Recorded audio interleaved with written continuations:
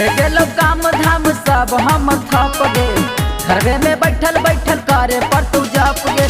नमस्कार दोस्तों, स्वागत है आपका द भोजीवुड अपडेट में। दोस्तों, इस वीडियो में हम बात करेंगे ओम प्रकाश अकेला का नया सॉन्ग 1 रुपया हम दो बरब के बारे में। ए पिया बेची तू सरफ, हम साइकिलिया पर बेचब बरफ। दोस्तों, इस गाने को ओम प्रकाश अकेला और अंतरा सिंह प्रियंका की आवाज में रिकॉर्ड किया गया है। इस गाने को लिखा है टिंकू तूफान ने और गाने में अपना म्यूजिक दिया है रमन बिहारी ने। इस गाने को यूट्यूब पर वेद एंटरटेनमेंट का ऑफिशियल चैनल पर रिलीज कर दिया गया है। आप जाकर इस गाने को सुन सकते हैं।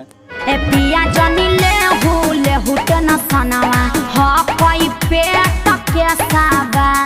और दोस्तों, जब आपने ओम प्रकाश अकेला का इस नए सॉन्ग को सुन लिया है तो आप हमें कमेंट बॉक्स में बताएं कि यह गाना आपको कैसा लगा। मजा आया।